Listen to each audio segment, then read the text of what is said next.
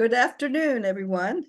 Welcome to the third webinar of the 2024 Spring Resiliency Academy series.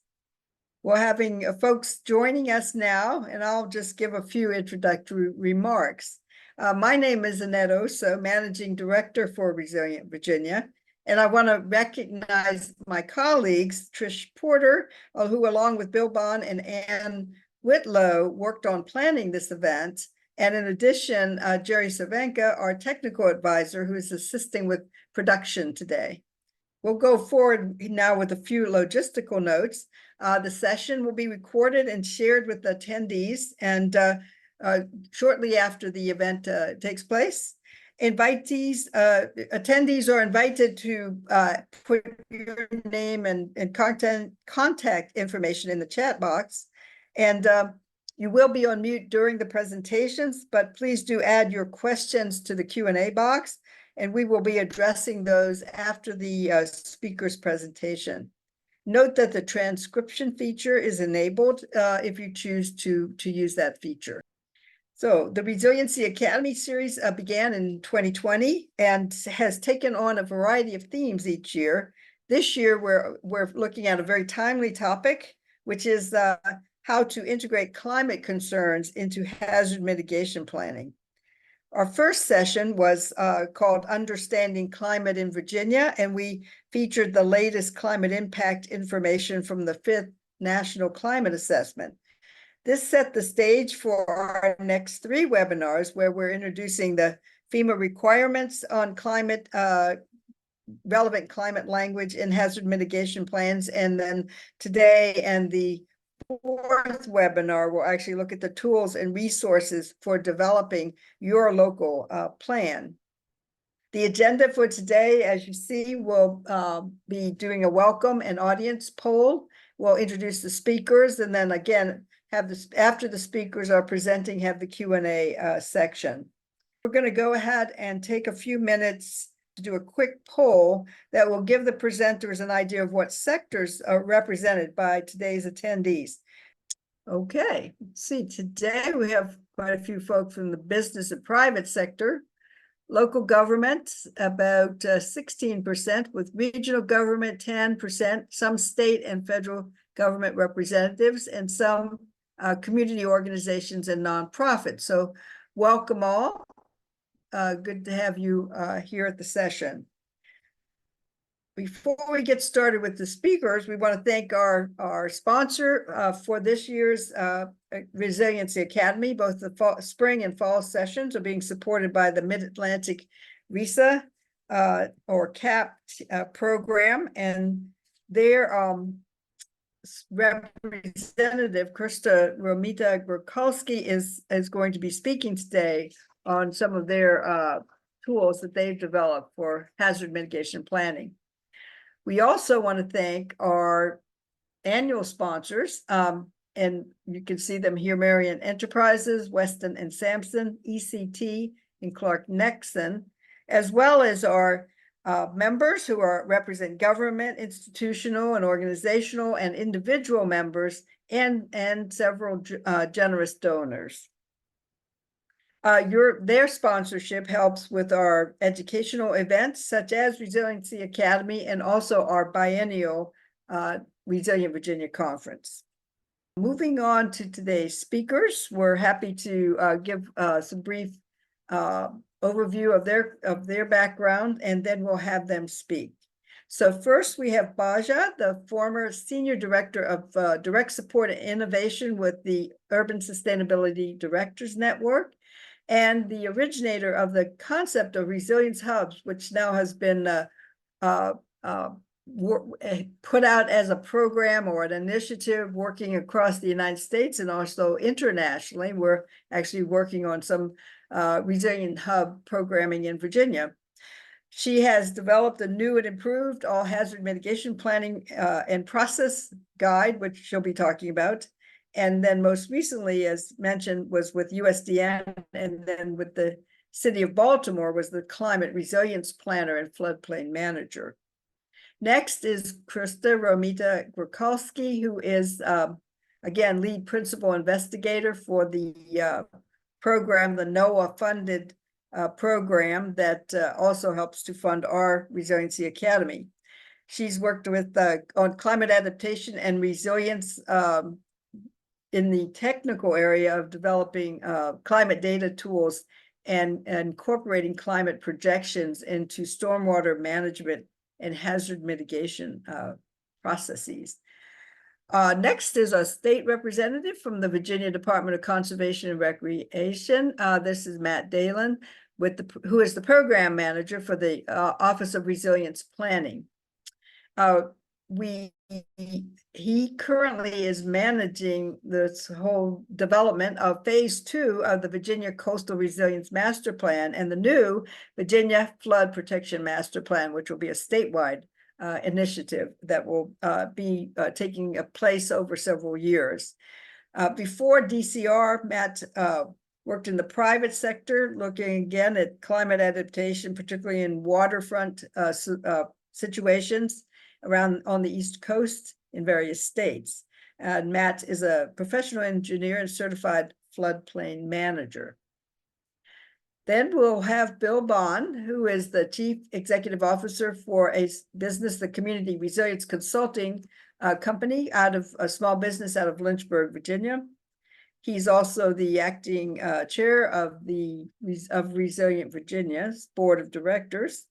And then he has worked across in the United States and across the world, actually, on hazard and climate change risks assessments and climate adaptation planning. Particularly now focused with work in FEMA and developing, again, training materials, technical manuals, and teaching some of their classes on HAZUS, the risk assessment software. So those are our speakers today. We're really looking forward to hearing their presentations. And with that, I'll turn it over to Baja. Please go ahead. Thank you so much. I just want to take a minute and just acknowledge that I'm joining you all today from the land of the Anishinaabe and Chippewa tribes, which is presently known as the Great Lakes biome in the state of Michigan. Just want to honor that I'm a guest on this land and really grateful to be here and joining all of you in the land of Piscataway and other Kanuai tribes. So I'm here to talk to you about hazard mitigation planning and the hazard mitigation plan. And I just wanted to do a little grounding around hazard mitigation documents.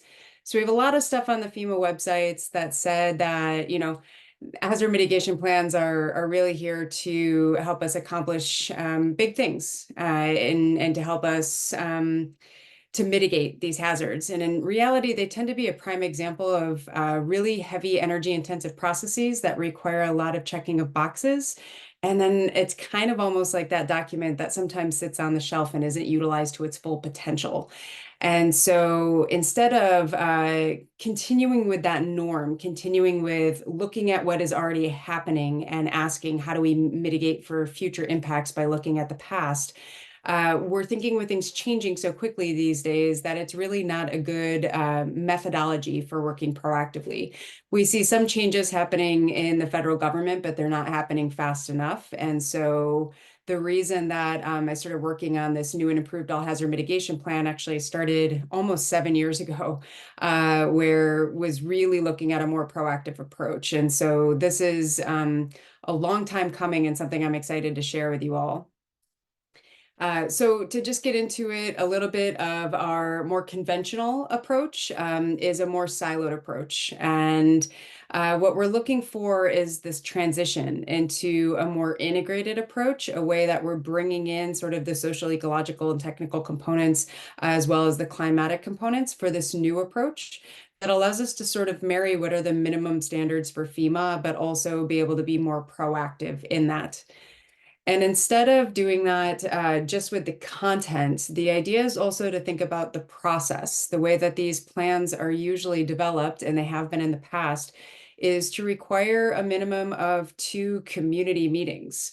Back in the day when I was working for Baltimore City, and that was one of the first things I had to do was create an all hazard mitigation plan, I was actually told on the side by my state hazard mitigation officer that we only had to put up something on the wall or downstairs that said that we were having the meeting, and if nobody showed up, it was not a big deal.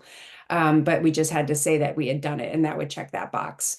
As somebody who comes from a space of really finding community engagement and community ownership and partnership in this type of work really important, it was pretty offensive. And so, to be honest with you, I put a huge pause on our planning process at that time, and instead transitioned away from this concept of the 2 meetings into having several specialized advisory groups and making sure there were over 40 different sessions for our plan.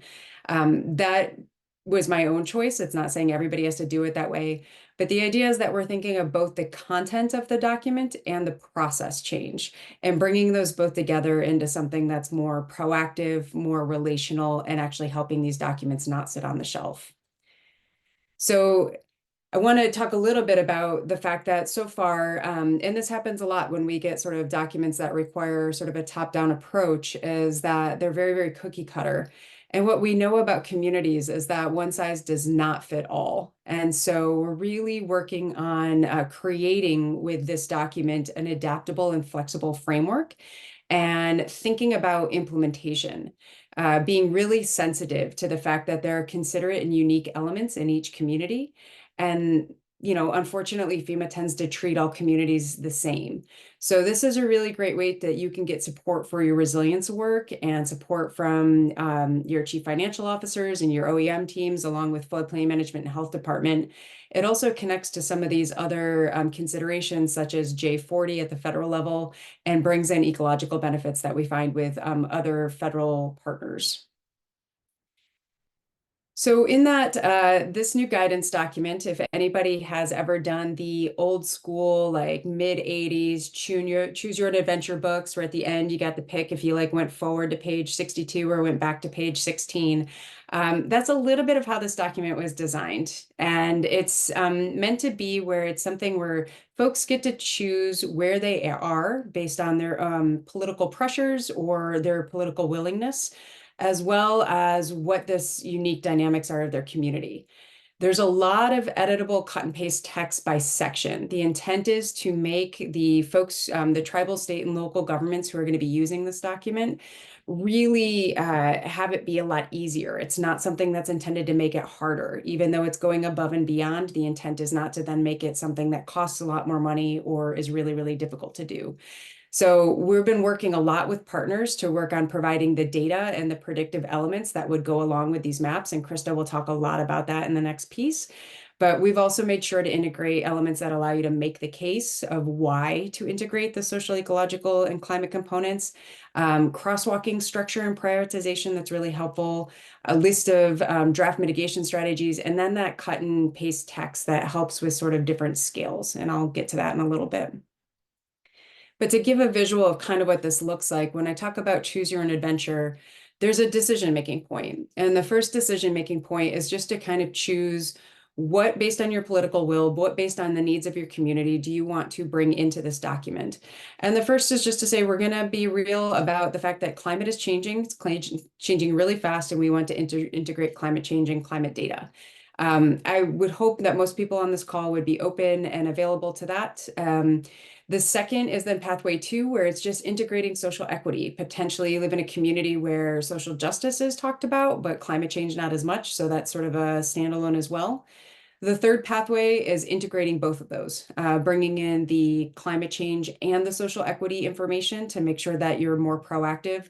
And then the fourth is sort of like the most optimal, which is also then making ties and connections to your greenhouse gas reduction goals and also your greenhouse gas reduction plans. And all of this is spelled out in the document and has these different pathways available. The piece that I really want to mention, and I know that at least for me and with a lot of the communities I've worked with in the past, the Office of Emergency Management is typically responsible for these plans. And they typically have a freak out moment when you tell them you're going to change it. And so the thing I would say is use this slide when you're talking about what you would be intending to do, because the base of it all is that this is always based on FEMA requirements and the FEMA element table. So we didn't venture too far away from FEMA. All the minimum requirements are met as the core and the base of the document. And then there are different ambition levels for each chapter that allows folks to really choose, okay, we want to be super ambitious in our climate, and we want to be sort of level 1 ambitious with our social justice work, or we want to be really, really ambitious with all these other things, but maybe not with the greenhouse gas emission reduction. So it's these options, and it's done by chapter. And so that's what this image is intended to show, is that each community gets to choose their level of ambition. That's the choose your own adventure element. The other piece is then this decision-making point number 2. And again, this just sort of shows the beginner, intermediate, advanced, and how it would look. And this is just not real text in here, but kind of showing then what it would look like when you get to the chapter of the title, the FEMA requirements as the main point, and then how the beginner, intermediate, and advanced is laid out. And the reason that we really went through and created a lot of cut and paste text is because of that skills and connectivity. We wanted to make sure that we're not thinking of things at a hyperlocal scale without recognizing our regional connectivity, our national connectivity, and then our international connectivity. So each of the cut and paste text, each of those sort of forms have this bigger global text that's available for making the connection across that international scale. There's the national text for the United States, and then there's regional text that's provided by region, and that helps to fill in a lot of the gaps that are often necessary, and that's also how we worked with our data partners. So the key thing to know beyond just that scale of connectivity is the components that we really integrated is based on working also with some academic partners through the UREXRN. It's a very long acronym, but with several different researchers at different universities throughout the entire country, looking to include kind of the social, ecological, and technical components proactively into the document. And that's where you get that social justice component. It's where the ecological kind of bridges both into a social component and into the climate change component, and then that technological supporting across all scales.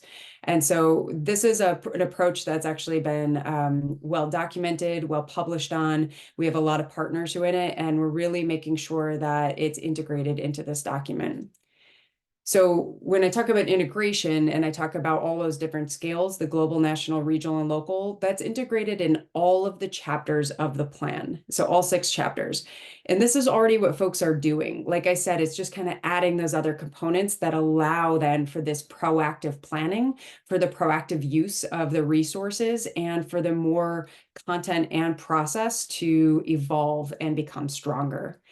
And in the document, we also provide a list of mitigation strategies. And these mitigation strategies connect back to that SETS model. They connect back to elements related to multi-benefits, and they kind of provide some prioritization. They help with weighting options, especially we've been working a lot on a comprehensive sort of cost-benefit analysis. We've seen now with the FEMA has just come out with a BCA that is thinking more comprehensively, thank goodness. And so this already ties directly into some of the work that they're putting out there now, which is super helpful. So to know that this is also part of that document. The other component about the mitigation strategies is we suggested sort of a restructure to align with the existing departments that usually tend to happen within local, state, and tribal governments. And I'm thinking about structuring by sector and system connectivity. This allows us to expand into having more implementation partners. It also, this entire document, this methodology increases that likelihood of more proactive action over reactive. So we're looking at a lot of integration, a lot of connectivity, so that this isn't the sitting on the shelf kind of document. It's an active moving document. And I mentioned the component about social justice and centering equity, and I think that that is a key part of this, is to really make sure that we are integrating the recognition of privilege and positionality, thinking about how sacrifice zones have been created, and we have a lot of marginalized communities, and especially in the area we're talking about today. So it's not just changing the language within the document. I think a lot of times when people are doing justice work, they're thinking, oh, we're just going to integrate equity by saying equity here and there.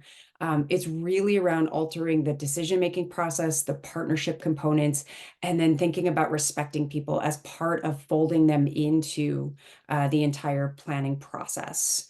And so part of that is actually reframing some of the engagement, readjusting away from, again, that idea of those 2 meetings, checking that box, really deliberately focusing on the relationship and trust building as really core components, and going beyond our online outreach, bringing people in, folding them in, having them be partners.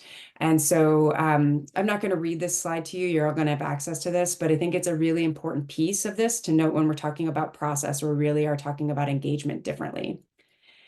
I did mention that there's a lot of time and capacity that's gone into integrating the data that also goes along with the content of the plan. So everything that we've put this cut and paste text in, we've also been working with the Mid-Atlantic RISA, the Great Lakes RISA, and the other RISAs through RAND to make sure that the data is up to date. So it's not something that every 5 years has to be redone again. Krista's going to talk a lot about that, so I'm not going to go any further here, but just to note that it is data that we're looking at as far as climate data, but we're also looking to integrate that social data and context as well, and make sure that all of this information is provided at the hands of the developers of these plans. I mentioned that we really focused on making the case and thinking about making the case. Obviously, I think one of the biggest things for me is just the proactive versus the reactive. But also this does things like improves credit ratings. It improves your community rating system score with NFIP. It benefits insurance, and it has lots of other things like bringing in additional sources of funding and bringing in other implementation partners. So lots of components in there also talking about how to make the case for doing this proactively. And then it allows us to really be anticipatory, to not be reactive, to utilize this best available science, our racial equity data to help us anticipate these impacts, and to really integrate other things that shouldn't be standalone. You know, this idea of resilience standing here, hazard mitigation here, climate mitigation here, they're all integrated. And we see so many impacts from multi-hazards. And so to remember that it's just super important to integrate that into these federally mandated plans so that they do become something that's more active and more useful. And we also did a thing of just making sure that folks saw how this connected to existing initiatives. I think most of you on this call probably already know this part, but just to make sure that we're aware of a lot of the initiatives that happen in sort of resilience or sustainability or planning are directly in these plans. And there are huge opportunities for that to enhance and improve the work you're already doing.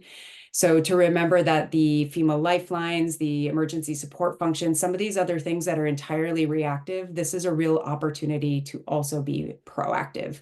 And using this document helps you do it, and helps you do it really quickly and really easily without having to spend a bunch of additional money. So I think I had 15 minutes. I think I hit it on the dot. I will be around to answer questions afterwards, but I think I'm going to turn it over to Krista. Hi, everyone. Thanks for joining us today. My name is Krista Romita Grocholski. I'm a physical scientist at the RAND Corporation. And as Annette mentioned earlier, I'm the lead principal investigator for MARISA, which is the NOAA-funded Mid-Atlantic Climate Adaptation Partnership Program. It's formerly the RISA program. I'll tell you a little bit more about that in a minute. So I'm going to talk to you about some of the tools that the MARISA team has developed that we hope will be helpful in integrating climate information into hazard mitigation and other types of plans. But before I get to the tools, I want to make sure you all know about the MARISA and the Climate Adaptation Partnership Program, which MARISA is a member of. CAP program is a national level program that's funded through NOAA's Climate Programs Office. It funds over a dozen regional consortia now, which you can see on the map on the slide. MARISA is the purple one. And we all serve as boundary organizations for the regions that we serve. So the consortia are typically made up of academic researchers with a range of expertise. And our overarching goal is to work with communities to make them more resilient to climate change. And so rather than focusing on just the science of climate change, the CAP teams are trying to work with communities to bring the science to them in the form in which they need it so that they can make climate-informed decisions, increase their resilience, and their ability to adapt to a changing climate. And MARISA is the CAP team that covers the Mid-Atlantic region. So this slide has a map of what we're calling the Mid-Atlantic. And the Chesapeake Bay watershed is kind of highlighted in that kind of white outline. There are 7 institutions that are part of the MARISA team spread out throughout the region. RAND Corporation is the lead institution. And we have partners at Penn State, Johns Hopkins, Cornell, the Virginia Institute of Marine Sciences, Morgan State University, and Carnegie Mellon University. We were originally established in 2016 through a 5-year grant, and we are in year 3 of our second 5-year grant. And our overall goal is to collaborate with and support communities in the Mid-Atlantic to improve their resilience and build their capacity to respond to climate change. And overall, this is the approach that our team has taken to providing climate services to communities in the Mid-Atlantic. It's starting with listening, even though that's something that we do the whole time, not just at the beginning, but it's what we start with. So in our first year of our first 5-year grant, so back in 2016, 2017, MARISA team members spent the majority of that first year going out and talking to people, trying to figure out both what was important to folks and what wasn't already being addressed or covered by another organization. And so we wanted to find some niches where we could help move the needle and provide assistance and support. This helped us with the second point where we shaped our agenda and built out our project slate. And so we chose stormwater management, extreme heat as 2 major focus areas, as well as building out regional level tools and information.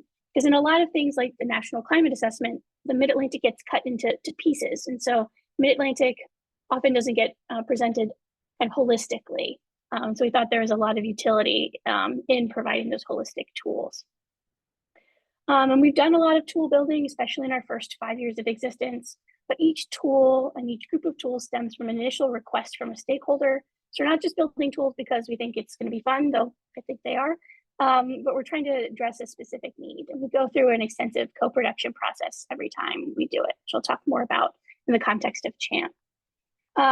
And one of the benefits of having our 5-year grants or multiple 5-year grants that support our work is that we get to spend time on dissemination, outreach, and supporting stakeholders in the region. So I get to give presentations, talking to people about who we are and what we do, like this one, and provide trainings and support on our tools and other products.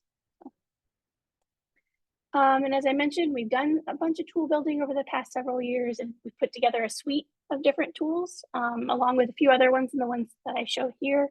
And the one that I'm going to focus on today is the Climate Hazard Mitigation Planning, or CHAMP tool. So we've had a large team working together to create CHAMP over several years, but it started as a collaboration between MARISA and the Urban Sustainability Directors Network, especially Baja, who you just heard from.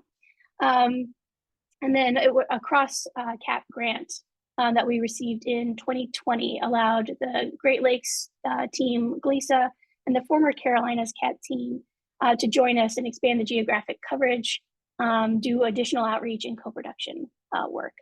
I also want to acknowledge the Northeast Regional Climate Center, or NRCC, whose contributions made the online version of CHAMP possible.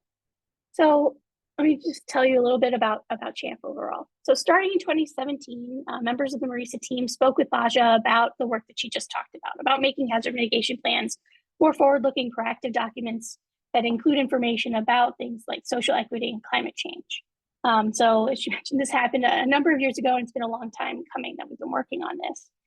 These conversations are where the idea for CHAMP first came up. It was Baja's idea that we wanted to create a tool that would make it easier for local and regional planners, emergency managers, and other folks working on climate-related plans to incorporate historic and future projected climate information.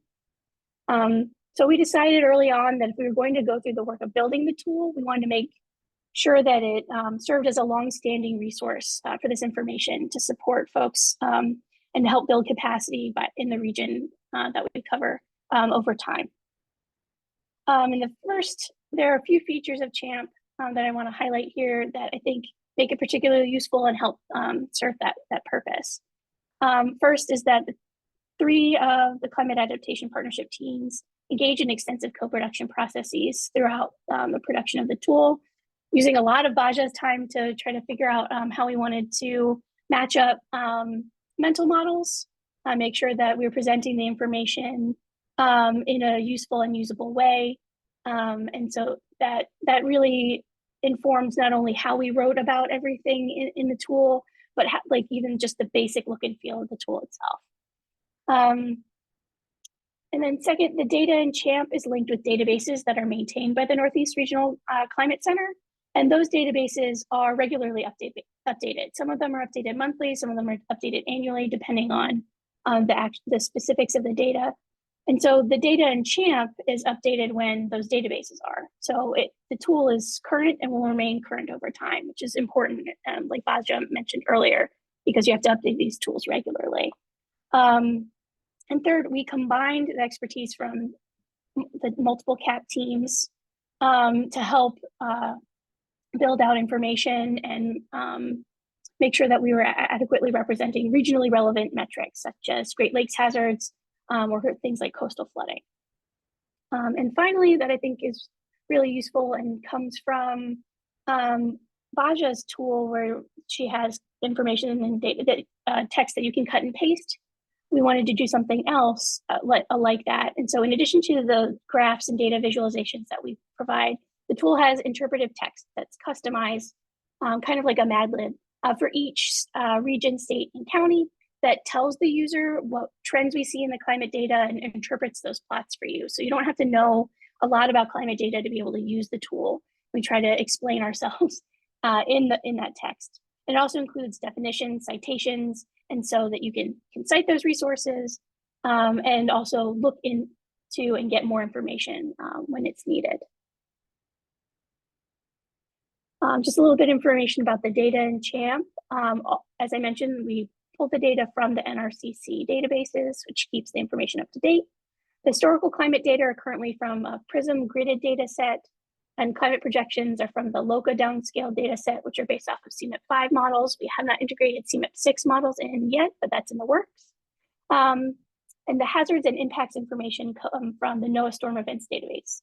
This is currently the best national scale database for this information, but we were able to see when we were able to visualize the data in the tool that it's not a complete data set. And so we say both in the tool and in our documentation that data set should be supplemented with local information whenever possible. We officially published CHAMP online in November 2022. And it's available at the website below, and I'll put that in the chat in a little bit. And we also wrote a technical report that has information like what I talked about here, more information about the co-production process, data sources, and walks you through how we think you can use the tool. That was published by RAND, and it's available on the RAND website and through the tool itself. Because we're still providing climate services, Lisa and Marisa are continuing to work on the tool, and we have some future plans that are currently in the works for CHAMP. So, for example, we're working on integrating station-level historical data into the tool, and we've also been exploring adding different databases that can help build out more information on past hazards that supplement the NOAA Storm Events database. We're also working on building out more training materials, like this kind of Resiliency Academy series, to make it easier for users to use the information provided by the tool. And we're also really interested in continuing our co-production work and working with communities to ensure that the tool is providing useful information and guidance in a way that's as useful as possible. And so I want to make sure to say that if you're interested in using CHAMP, I'm working with MARISA team members to incorporate climate into your hazard mitigation plan or other plans. Please reach out to me. I'll provide my contact information in the chat. And we're always happy to provide free technical assistance whenever we can. And I think that I don't have quite enough time for a tool demo. If we have time at the end, maybe I could do that. But I want to make sure that this is what the homepage looks like, and there's the link. And I, again, will provide that in the chat. So thank you, everybody, and I will pass on to the next speaker. Thank you so much, Krista and Baja. All right, there's Matt. Great. Thanks, Annette. Thank you, Baja and Krista. My name is Matt Dalon. I'm with DCR, here to talk to you all a little bit about the Virginia Coastal Resilience Web Explorer. Before I get into that, just wanted to also thank my team, Carolyn and Arthur. This is a small but mighty team within DCR. We are the Office of Resilience Planning. Also do want to thank our contractors that provide a lot of our support to do this work. Dewberry did all the work for phase 1, and now we have Dewberry, Stantec, AECOM, and Arcadis under contract helping us do a lot of this work. So thank you all for your help.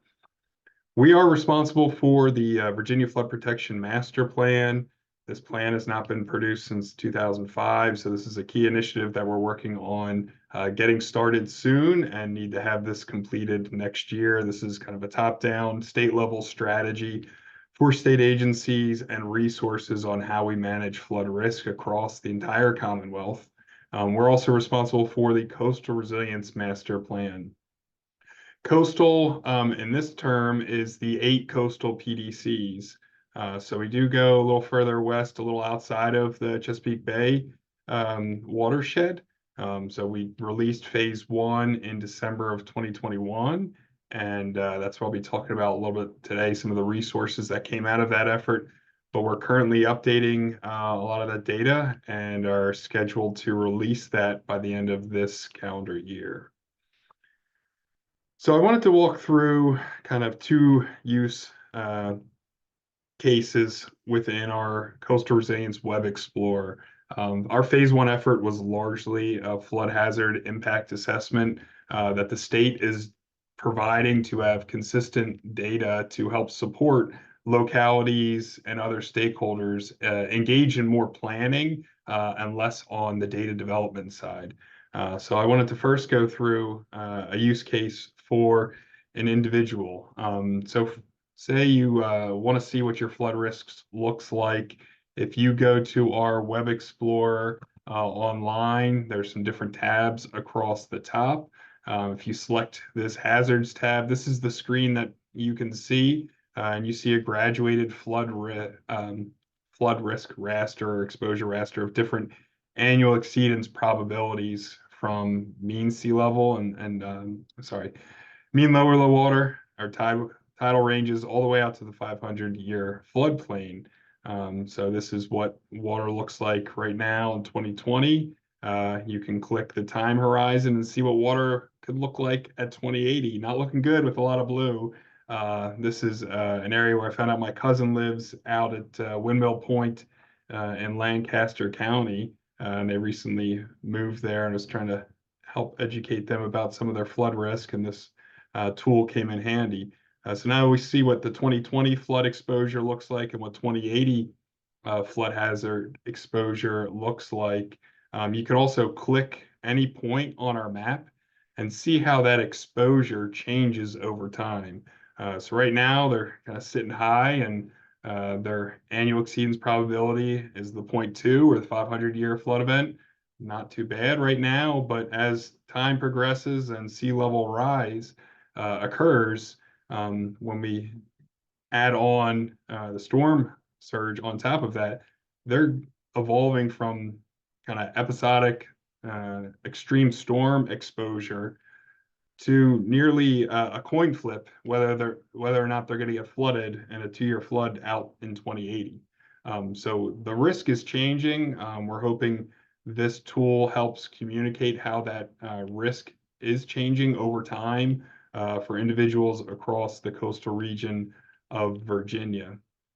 If you're then interested in saying, you know what, this is a lot of risk, I wonder what's going on, we have another tab up top, which is our projects and initiatives, which we've been collecting different projects or initiatives that are underway and across the region to understand for the state to see what's going on. It's also a useful communication tool for individuals to see what's going on here. So you can go to this tab, you can click any point again, and I clicked this one point, and there's 5 different projects or initiatives that are there. And you can also add some additional map layers to give some context to what these projects and initiatives are addressing. This first project is a shoreline stabilization project, so may not reduce all of the flood risk, especially during extreme storm event, but can help maintain the shoreline position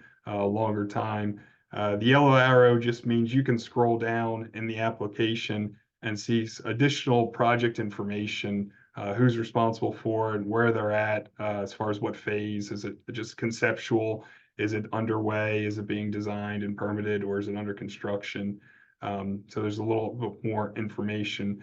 You can also click through and see what the other options are you go to the right of that 105, you can see some initiatives, and this is a PDC scale initiative, septic pump out program, which is also relative to that location, given the water depths and just groundwater levels that are a challenge for septic.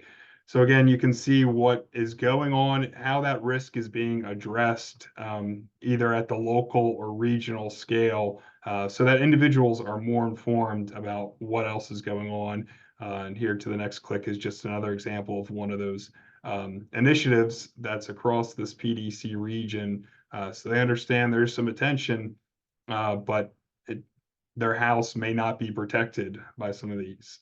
So we think this is a helpful use and useful resource for individuals that you can use as part of your outreach when planning and engaging in different hazard mitigation plans or resilience plans or any type of public outreach, so people understand what the risk is and what's being done. So another use case would be for a locality. So here, this is Lancaster County, and not just looking at the one point and seeing how that flood risk changed over time, but to see the bigger picture across the locality jurisdictional boundary, how flood risk is changing over time.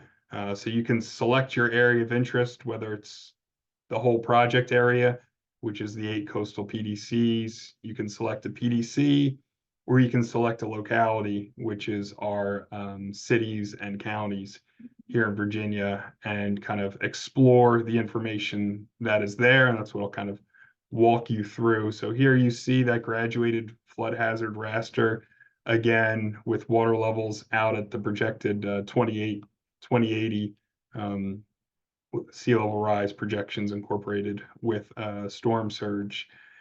You can also look at what are those impacts. Okay, so we know where the water is going to be, but what are the impacts of that water to the different types of infrastructure that we have? So in the impacts tab, that's broken down into 3 separate sub-tabs: community resources, critical sectors, and natural infrastructure. We'll kind of walk through some of the options here. So right now, this is community resources. On the impact type, there's about I don't know, 18 different drop downs. This one shows residential structures and exposure.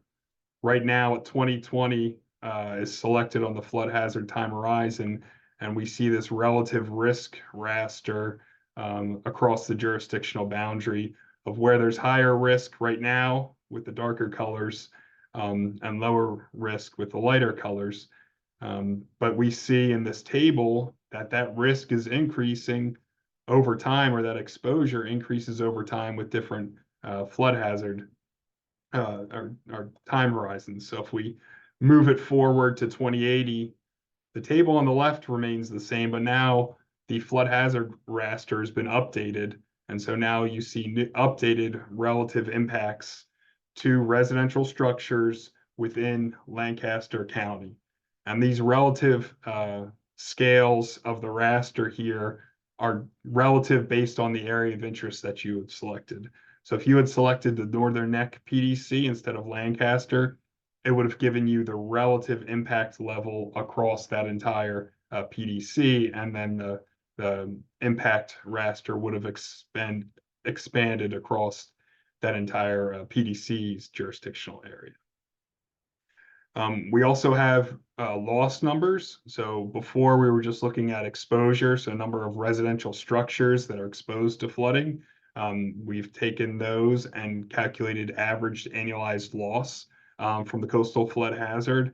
And this is really where some of these impacts really accelerate when you're looking at the amount of loss that's occurring just based on the frequency of flooding that's expected and the values of the properties that are expected to see. So you can see again, out at the eastern end is majority of the impacts are located there with some of the darker colors, but there's also impacts further up by the Lancaster Creek, where there's kind of another hot spot of impacts that are projected to occur in the future.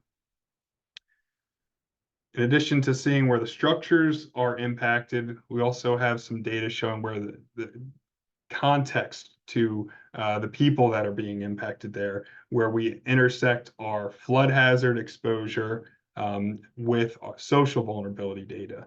The data in the current web viewer uses 2018 ACS data and uses the CDC's social vulnerability metrics to calculate that. And this is that kind of bivariate intersection of where do we have high flood exposure with also high areas of social vulnerability to help provide context to that risk to help make more informed decisions about what can or should be done, what areas could be prioritized. You see some areas, again, up here, we're looking at that top right, where we have high social vulnerability and high flood exposure. The dark red color is kind of where we're trying to draw people's attention to so that they can use this data and information in their planning purposes. We also have critical sector data. So there's composite, where we have all of the different critical sector data and our inputs, and we've got a whole list of what they are in one of the appendices that I'll show a link to later. But seeing where the critical infrastructure impacts are based on flooding, again, you have the option to change the flood hazard time horizon to see how those impacts can change over time. You can also drop down and select which critical sector you want to focus on. So here, selected roadways, and you can see where roadways are intersecting with our flood hazard data. And again, just trying to focus the eye and help provide more information that's out there to help try to support some informed decision-making and informed planning and engagement with the local communities and the local staff as well. We also have impacts on natural infrastructure. So again, selecting your impact type, selected tidal habitat, just due to sea level rise. There's a lot of our low-lying wetland areas that without migration are subject to be permanently inundated. So again, you can see where those impacts are across the locality or a region, depending on what you select for your area of interest and the overall relative impact level in that jurisdiction. All of the data that is in the Web Explorer is publicly available through different means. And it is a public resource, and we are trying to put this out as a state resource so others are using it in their plans. So I have a couple examples of where the data has been used. Lancaster counties in the Northern Neck Planning District, they recently went through a FEMA hazard mitigation plan that was published last year. But in addition to doing just the standard hazard mitigation plan, they also received funding from DCR to also develop a resilience plan to make them eligible for projects through the Community Flood Preparedness Fund. So they were able to leverage some of the data and information from the Web Explorer and from our phase 1 plan, integrate it into their hazard mitigation plan, and also expand their hazard mitigation plan so that it's more effective in serving multiple needs, especially when you have all those stakeholders there participating. So it's a great example of what can be done with the data. We also have an example here from the city of Hampton that's taken some of our data and incorporated into their comprehensive plans. So the data is there and available through just the online viewer, but it's also hosted as a web server, and it's available for download. And we're trying to make it more accessible and easier to utilize. But this phase 1 effort focused on the coastal flood hazard, and we recognize that it is not the total flood hazard in Virginia, and that we have both riverine and pluvial flooding. Here's an example that shows where our coastal flood hazard in the greens and blues stop, and then the FEMA SFHA is the more dominant flood hazard further upstream. And this is something that was called out as a need to work on, and it is something that we are working on. So again, just kind of phase 1 covered coastal, tidal flooding, and storm surge. We need to now incorporate all major sources of flooding. So that includes our riverine flooding or fluvial flooding, and rainfall-driven flooding or pluvial flooding. So version 2.0 coming out soon, by the end of this calendar year or soon thereafter. And also wanted to talk about some of the new additions that we're working on. So thanks, Krista, again. The MARISA data showing what future precipitation will look like across all of Virginia. We're taking this information and have mapped out kind of what are those future rainfall intensity, duration, frequencies look like, and have modeled our 8 coastal PDCs all have sub HUC 12 HEC-RAS models, 2D models that are available for download.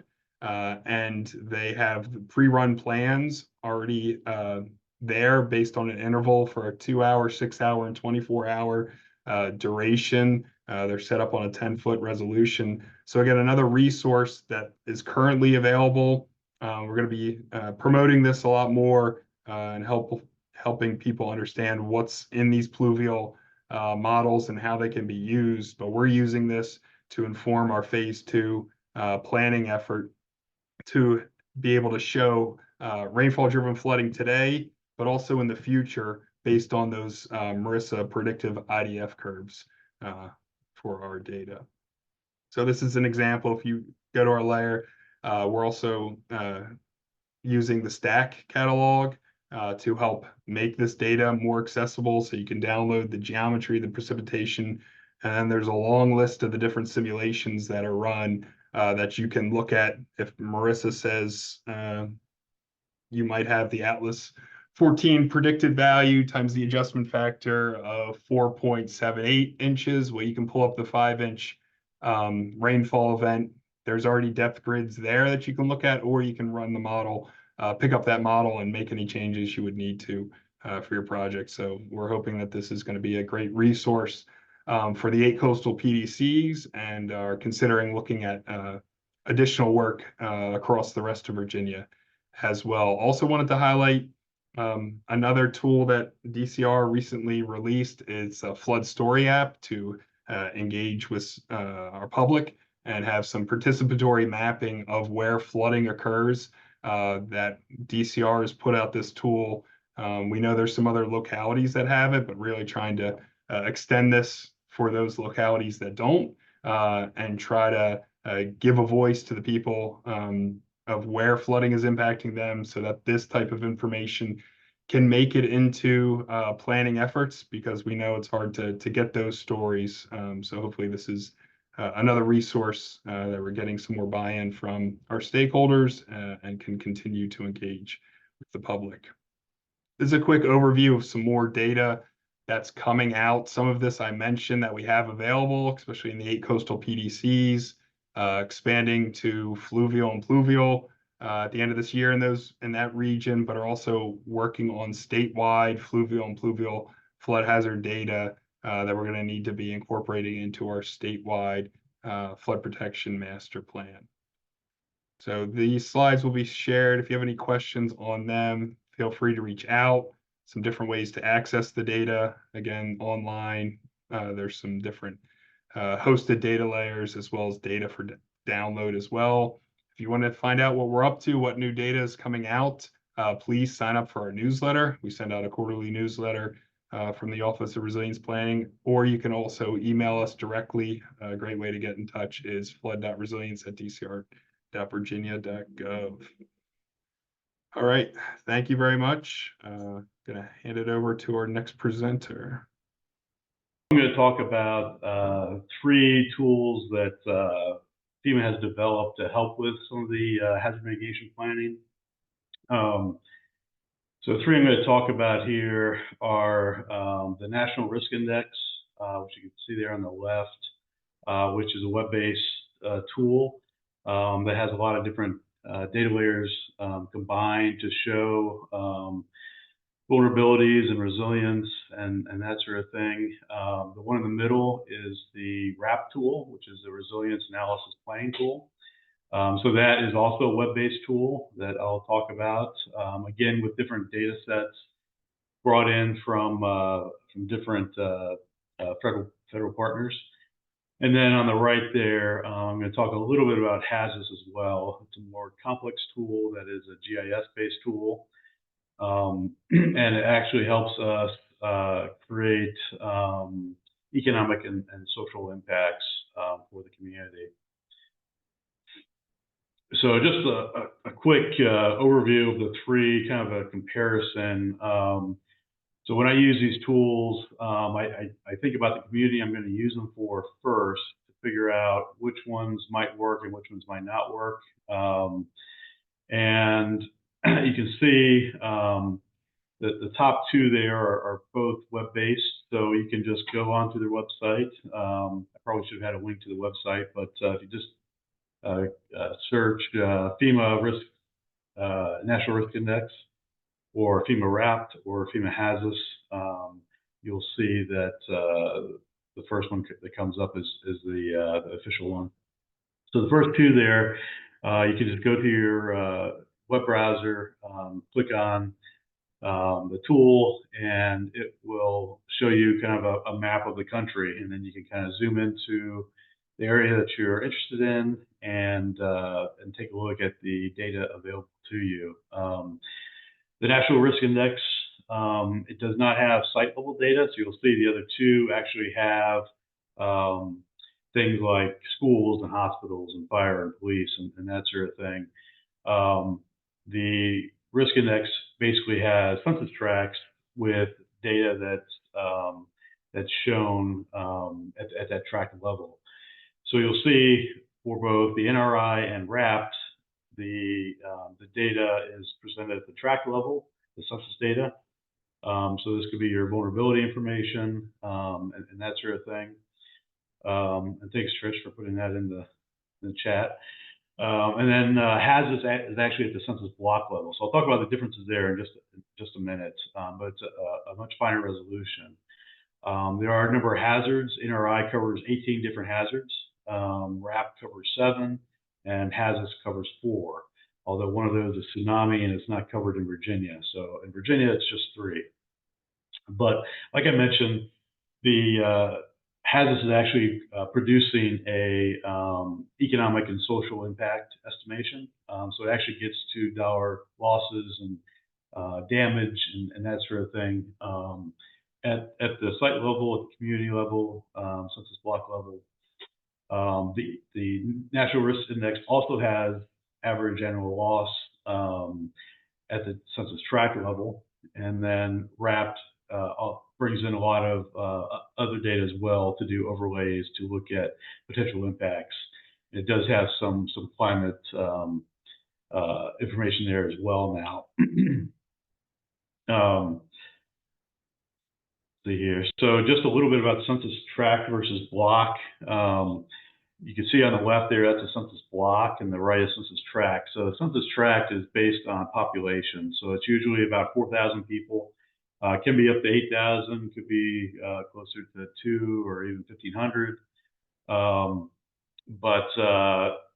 So that's how those tracts are formed on the right. So you can see that it's a pretty large area. So what I'm looking at is actually Lynchburg, Virginia, which has a population of about 80 or 85,000 people. So you can see there's probably about 20 census tracts there. So for that population, I'm sorry, this is Albemarle County. So we have Charlottesville there in the middle. So you can kind of see, how much geographic area that covers. The higher density, the smaller the area. And then on the left there, that's a census block, and those are based on geographic features. So roads and rivers and the jurisdictional boundary. That's how those are broken up. So you can get a lot finer resolution there on the left. The one group in between is the census block group. So it's bigger than a census block, smaller than a census tract. And a lot of the census data, the American Community Surveys, they actually have census block data. So it's a little bit finer than that tract data on the right. So the NRI data, these are the hazards that are supported in that. So if you were to zoom into Virginia, which we'll do here in just a minute, you can look at those individual hazards and look at potential annualized loss for those hazards. And depending on which area you're in, some of these hazards may not be applicable. There is a lot of social vulnerability indicators as well. So it's used, University of South Carolina has developed a social vulnerability model. Dr. Cutter there has developed this model, and a lot of these census indicators are coming from that information. But again, this is census and census tract, so we're talking about that broader area.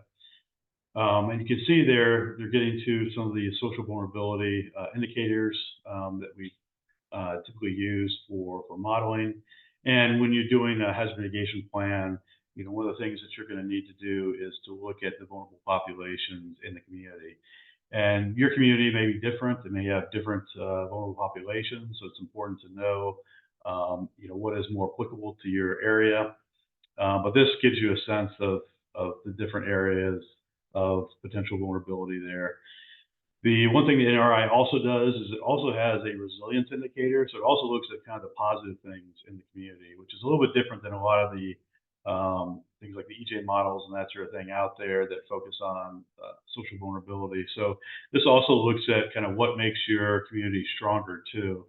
And a lot of times when we're doing public meetings, it's good to kind of start with the positive as well, or work the positive into your meetings, because most communities do have some sort of positive attributes to them, and it's good to include all this information kind of when you start to do your assessment.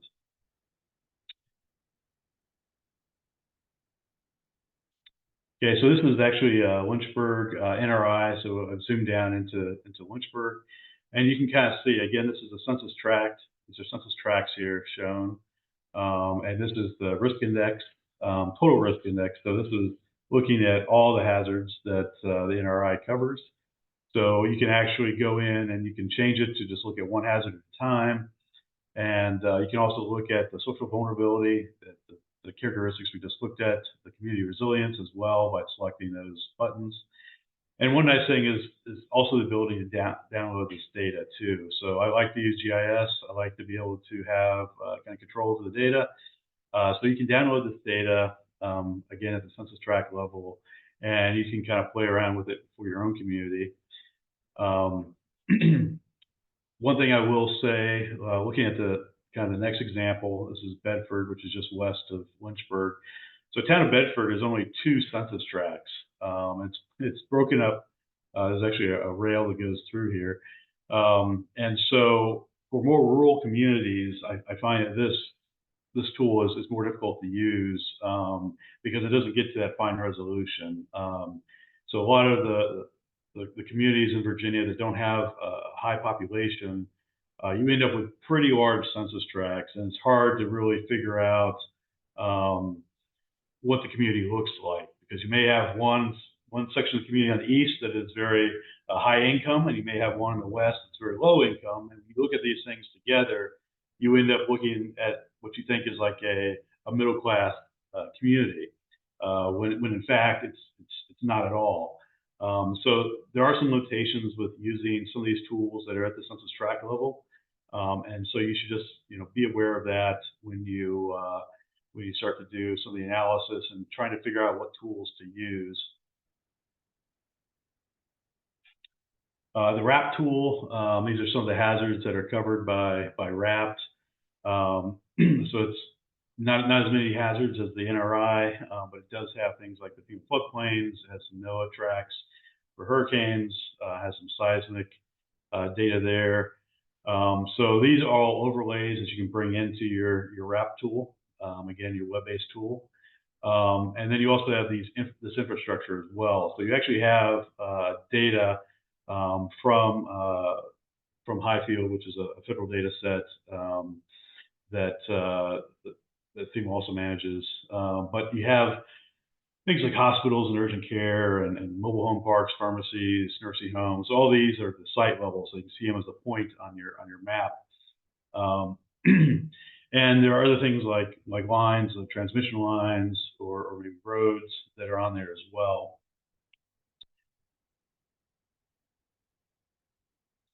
Okay, and there's also demographic data. So this gives you a sense of the different demographics there.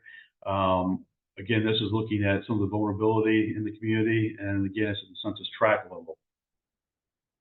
And then there's also some climate layers as well that RAPT now provides. So this is something that you can overlay to get a sense for some of the kind of future precipitation and wildfire danger and temperatures in the future as well. So there's kind of a limited number of these right now in the tool.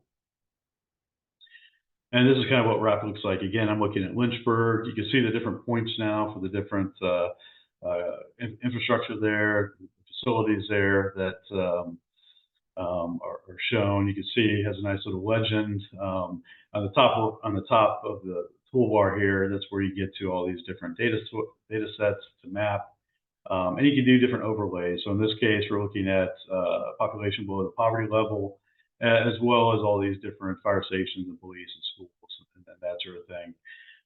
So you can do these different overlays with RAPT.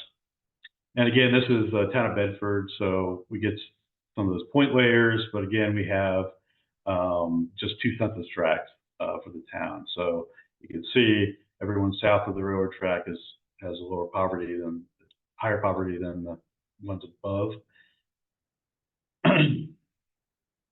And then the third tool we have is HAZUS. So again, we only have 3 or 4 hazards, earthquake, hurricane, and flood for Virginia. We can do different scenarios, so we can do things like probabilistic, so everyone knows 100-year events. You can do other events as well. With flood, you can bring in the flood depths, so the flood depth grids that Matt talked about in the previous session, you can bring those into HAZUS to figure out what the losses are going to be for the community. And then you can do the same for hurricane. You can make your own events. You can look at a 100-year hurricane or 500-year hurricane. You do a forecasted event. And then for earthquake, you can do different USGS events and scenarios, historic events, and then different probabilistic events too, if you want to see what a 1,000-year earthquake would do to your community. Okay, and this is what the interface looks like. Again, it's on a GIS platform. So this is an ArcGIS. FEMA is currently making it for ArcPro, and that will be released later this year. And they're actually moved forward with open source HAZUS now as well. So that will be available in about 3 years. So you have different, again, points here. So we have our, fire, police, hospital, emergency operations centers. Then we also have infrastructure, utilities, and some of these utilities are just placeholders because FEMA is not going to release them to the public. So you have to populate them yourself. But then everything is at the census block level for our structures and for our demographics. So it's much smaller than the census tracts that you see in some of the other tools. So this is what that looks like. This is the table from HAZUS for Lynchburg. And you can see by census block the different population and the different characteristics of that population. So you're in a GIS environment, you can also just export all this information too. If you didn't want to go to census and have to try to download a bunch of stuff, you can just create it in HAZUS and export it. And here's some other results here. So this is Scottsville and Albemarle County. So you can see we create a floodplain here. This is another county, that's why it cuts off. You can see there's a wastewater treatment plant next to the James River. We also have like a retirement community here as well that gets impacted. And we start to get things like economic loss for different parts of the community. So with HAZUS, we can actually model things at the site level, which are all these little black dots, and we get our losses at that site level. But obviously, it requires a lot more effort to produce these losses, and it requires, I recommend training. I think FEMA now has some YouTube videos that are pretty good as well. So I think that was it for me. Okay. All right, thank you, Bill. See here, I will come back on now with a question and answer period. And I don't think I can share my screen again. So Is that me? Sorry about let's that. see if I can do that. Well, it's here we go. I think that I now need to go through my slides, but let's have some. Let me go ahead and stop the screen sharing and just get everyone back on who are speakers, because we didn't have any direct questions. It's a lot of great data there, and I think the challenge for the technical folks who are pulling all this data in, and then community process, which Baja spoke about, is how do you interpret all of this so that you can have meaningful co-production, let's say, of hazard mitigation planning. Baja, do you have a thought there to start the conversation? How to interpret data? Yeah. Mm-hmm. Yes. Yeah, I think that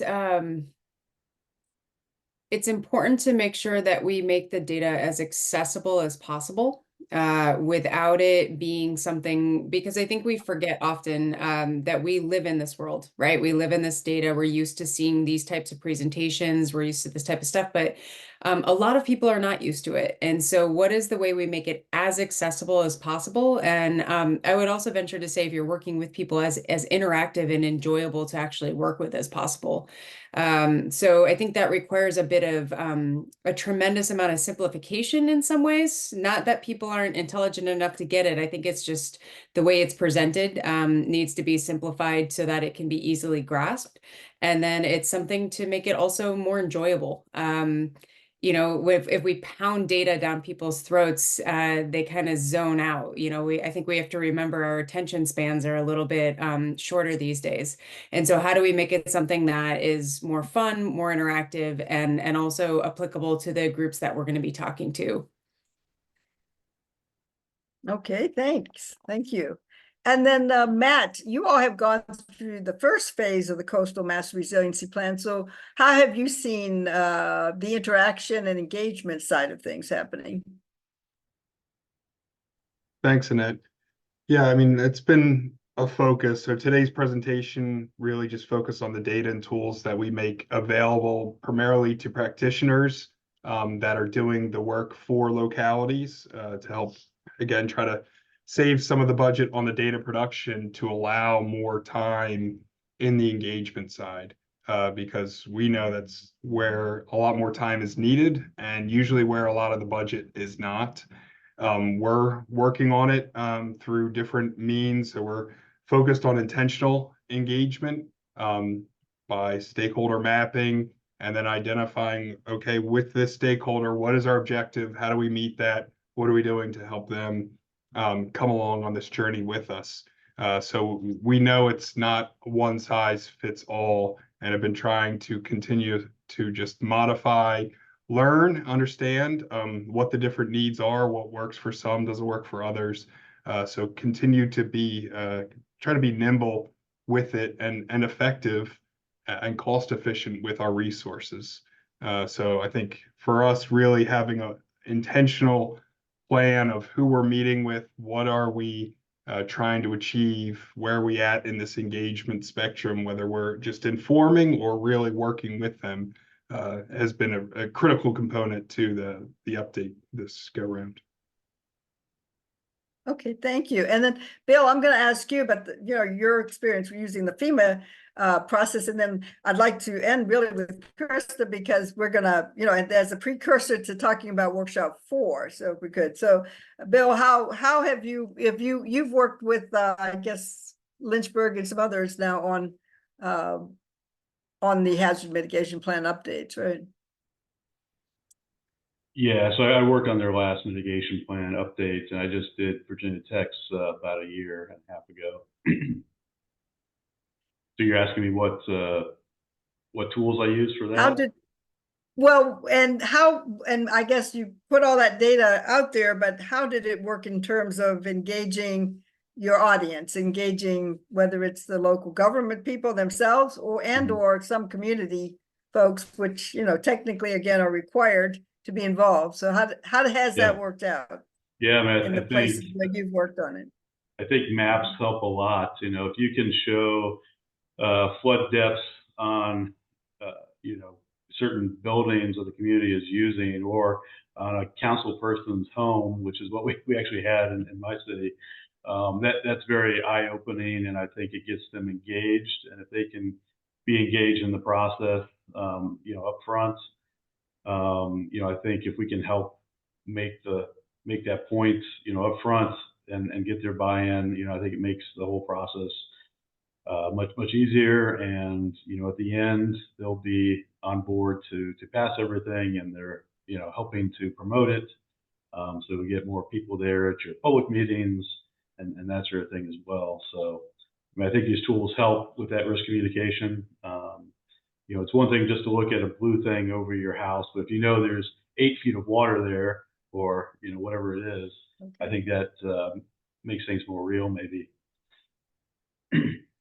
Have you seen, and you may have said this, do you all bring in actually some photos again of flooding that has occurred? I know Lynchburg has had some major floods. Does that help get the point across too? Sure, definitely. Folks? If you can, yeah, if you can do that, and we're going to do that with the some of the outreach as well. You know, show the posts with the different water levels, so people can kind of walk up to it and see, hey, it was over my head back in, you know, 1980, 83 or whatever. You know, I think that's pretty powerful as well. Definitely. Okay. Okay, great. And then Krista, I know you all have, you know, spent a lot of time putting your tool together, but why don't you give us a little preview of what workshop 4, you know, what we're trying to accomplish there. So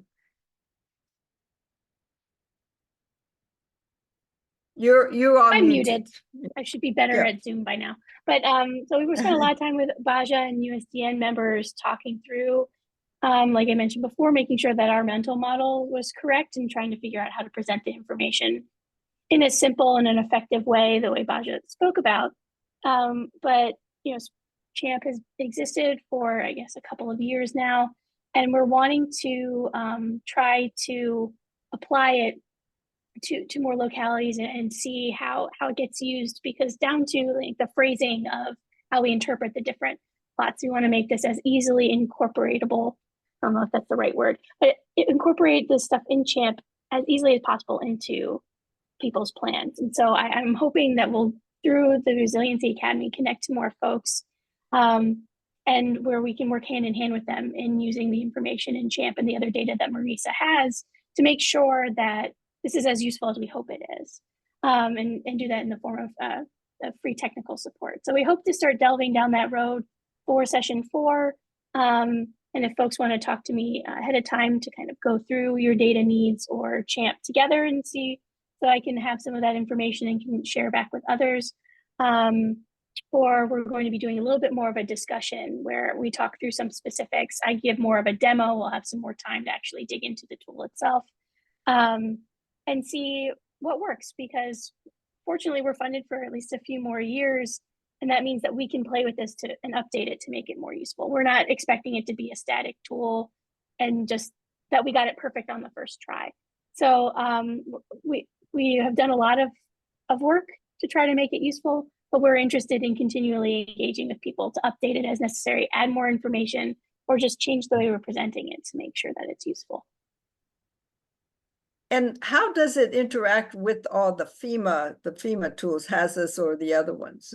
Yeah, currently is not linked in with the FEMA tools. We're pretty far down the road of developing everything when a bunch of those federal level tools started coming online. So that's an ongoing process for us as well, in terms of linking in with the landscape of so many different tools that have come out in recent years. Okay, but you are obviously tied into meeting the requirements for the FEMA plan. So yep. Yes, okay. And Baja's tool and template that takes you through how to meet all those FEMA requirements. There are little sections where it says, hey, if you go over to CHAMP, you can get the information that goes here, there. And so you can really use Baja's work and MARISA's work hand in hand, hopefully to write a hazard mitigation plan very easily. Right. Okay. Thank you. And just to say that next Resiliency Academy webinar is June the 18th. So we'll be working with Krista and hopefully Baja to give a little bit more of a working example of how your tool would work out for folks. And so let's see, I have one question here or comment from Central Shenandoah Valley, Rockingham County. Participant here said she reviewed the latest comp plan, but the flooding hazards and mitigation are not addressed in a real in-depth way. So she's certainly hoping, again, Matt, back to what you all are doing at the coastal area, which is very, very great, you know, in really in-depth research and data that we can expand that kind of data research into the inland areas so that as comp plans and hazard mitigation plans, obviously going forward, there is much more awareness of what's the potential for flooding and that sort of thing. You got the Shenandoah River and there, and of course further south the James River going through the state. And then in the Roanoke area, it's a different watershed, but you have certainly have flooding out that way too. So we do need that very in-depth data gathering for those areas also. We do have a special deep dive webinar happening May 30th at noon. So that's this week. That's going to be on funding for climate ready communities. And that's going to feature Michael Dexter with the Southeast Sustainability Directors Network, which is tracking the various funding streams at the federal level coming for jurisdictions. And then we will have several state level speakers. So that's look for that registration. That is a free webinar also taking place this Thursday at noon. The other program I wanted to point out was our Resilient Virginia Collaborative Alliance, which is focusing on the inland areas and planning district commissions. Right now, we have working groups on water infrastructure and clean transportation. And then we are looking to establish working groups on agriculture and climate impact, and then on emergency management and hazard mitigation planning. So that information is on our website. Thanks, and thanks for pulling up that slide, Trish. That information is on our website, and if you're interested in being involved in any of those working groups, please do contact Brenda Wolf, who is the project coordinator for the Collaborative Alliance. Finally, I wanted to point out that it is our 10th anniversary year, and we are going to have an annual meeting this year, not the conference, which happens every other year. So do look for the announcement of our annual meeting, which will take place later in July. And then we also encourage you all to become members or sponsors of Resilient Virginia and help us to bring 10 more years of climate resilience resources to communities around the Commonwealth. So we want to thank you for your time today and invite you to take a brief exit survey. So thanks again, and thanks so much to the speakers. Have a great afternoon.